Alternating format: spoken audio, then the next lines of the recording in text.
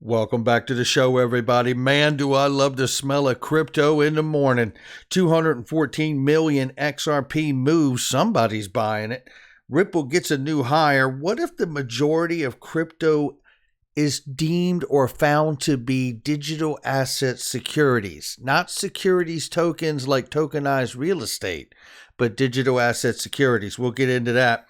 Bank of Russia trialing CBDCs with 12 banks. Is the USDC the new digital dollar for the United States? We'll take a look at it. And will 2022 be a big bang cutover to the new financial system for the biggest banks of the world? Let's roll that beautiful intro and find out. This is Digital Perspectives with Brad Kimes. Subscribe for new content notifications. Now, here's Brad Kimes. Come on in.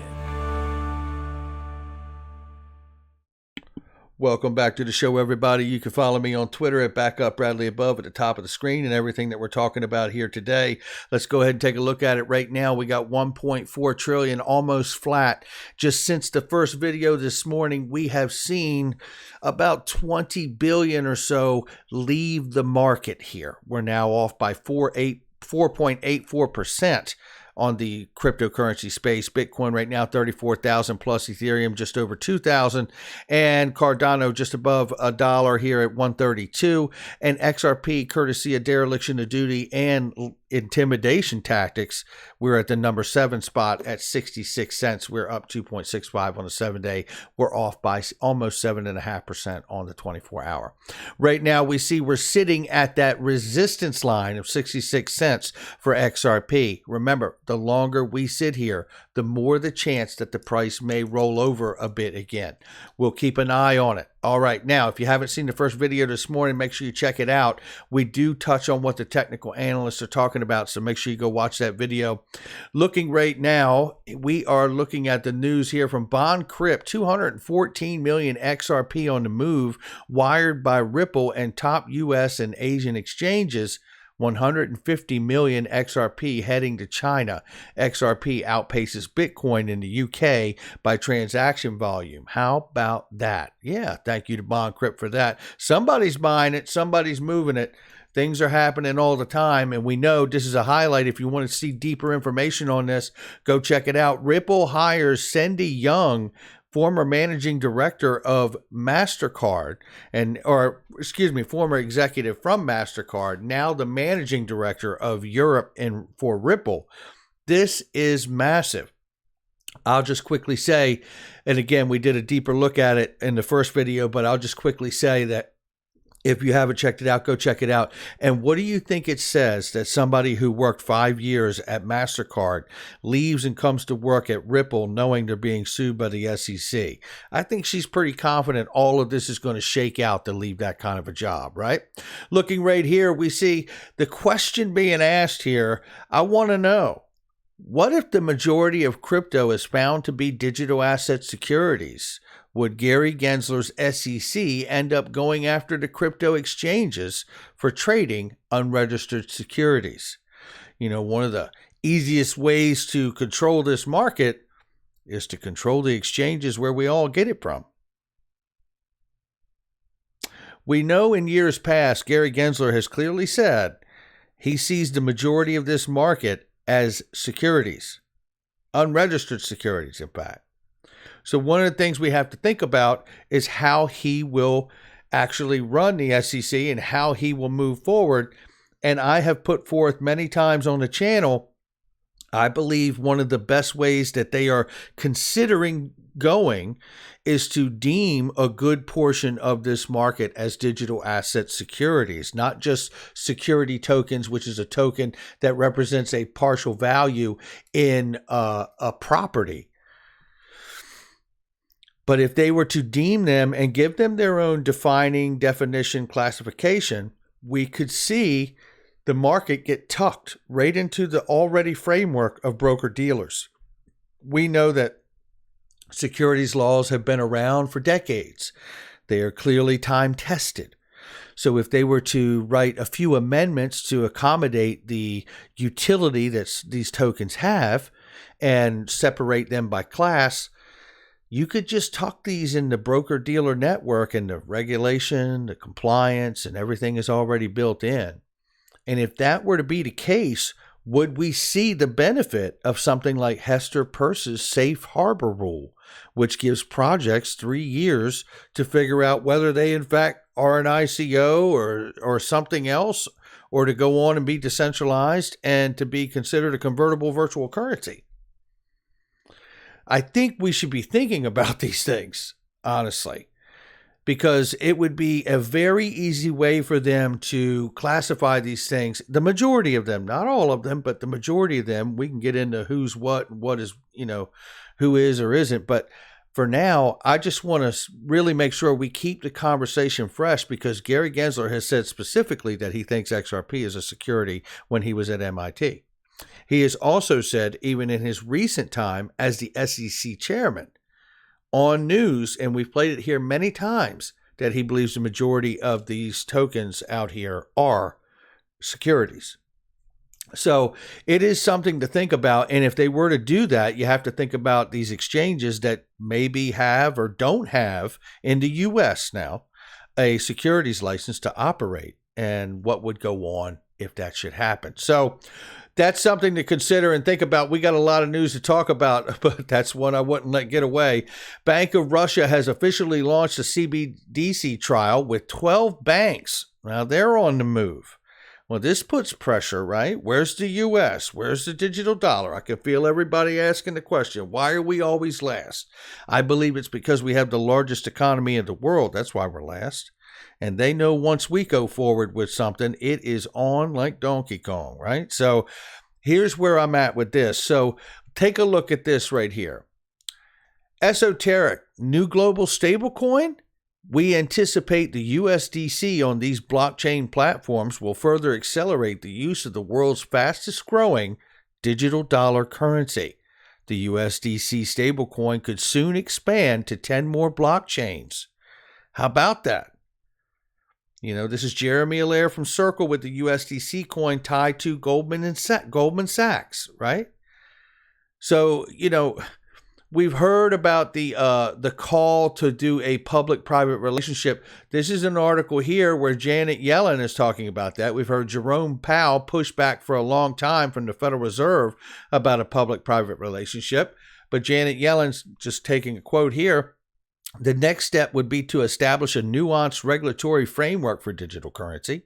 If the United States opts to deploy digital dollars through both public infrastructure and the private sector, as the Bank of England, for instance, is discussing, then the Treasury regulations could play a key role in clarifying the legal landscape. Now, I have to remind everybody, and some of the new people that may not even know coming into this space right here, Brian Brooks, when he was chief legal officer, worked with Jeremy Allaire from Circle on the USDC project, right? The US dollar stablecoin from Circle. They worked on it together. And in an interview together, Jeremy Allaire and Brian Brooks mentioned to him that he felt like, and let's understand the weight of their careers. It's remarkable the things both of these gentlemen have done. Brian Brooks, at the time, goes on to become the OCC head, who is now the CEO of Binance. And he happened to remark that he felt like the USDC project was one of the most important projects that him and Jeremy Allaire have worked on in their entire career. Are we looking at the rollout of a private stablecoin that could become a part of a public-private relationship through the Treasury and the Fed and be regulated and become the U.S. digital dollar? Highly possible. Looking right here, I want to remind people of this, because looking on those comments of the public-private relationship, we have to understand that the banks are doing this. They are launching digital dollars. This is not going away. Bank of England to migrate from core system with a one-off big bang. Now, we've talked about this on this channel before, and this is before the end of 2025 in this article. This came from 2019. Now we're looking in the year or two past to understand where we are right now, comparing what they've told us in years past to where we are in this moment. And with all of these central banks like Russia and China and all these other banks piloting, and we know 85% of central banks are in fact in some process of piloting and launching a digital dollar from their central bank. I just wanted to point this out right here, that this big bang cutover idea it just doesn't seem to go away, regardless of the delay that the pandemic may have had on this. So then I wanted to show you this, which is Max Keiser, and we're going to get back on this, but Max Keiser, and I'm not going to play this, I played it in the first video this morning, but he says Bitcoin has won the race. The so-called altcoins like ETH and Cardano and XRP, they've all been shown the exit. Oh, boy. BNY Mellon says they doubt Bitcoin as a payment solution, which means basically you're buying Bitcoin because you like it, right? It doesn't do anything. It's not efficient. It costs a lot. I had someone tell me they sent 1.3 or 1.4 Bitcoin a handful of weeks ago, and it cost them $4,200 to send it from one exchange to another. Now, if that's the new world, I don't want any part of it, and neither does BNY Mellon, who, by the way, is an early investor in Ripple and partner. This is the real problem here. This is why we get all this talk about digital dollars, a new digital financial system, right? This is why we get all this talk about a big bang cutover. How do you move everyone who's on this digital financial system over to a new payment rail, a new protocol, right? That's more efficient, right? More scalable, more secure. Let's not forget about the narrative that's been shown to us, right? The GameStop issue, which was a clear narrative about there's market manipulation, and the market infrastructure for markets themselves is highly antiquated and extremely vulnerable because of the new social media platforms. Then there was the pipeline attack, cyber attack. Then there was a cyber attack on the largest meat producer. What is the narrative here? The narrative here, again, is that the market infrastructure for food, oil, and trading and all the derivatives market is antiquated and vulnerable. This is not our narrative. This is the narrative that's being created by governments who are recognizing that the market infrastructure needs to be overhauled. And not to make fun of it, but I'm going to anyway, DJ Peter Vass says this is Swift in 1974, and this is Swift in 2020. This is the problem, right? Nothing's changed. You might have a smooth, ubiquitous app that you download and it's very easy to use and all these things and it looks sleek.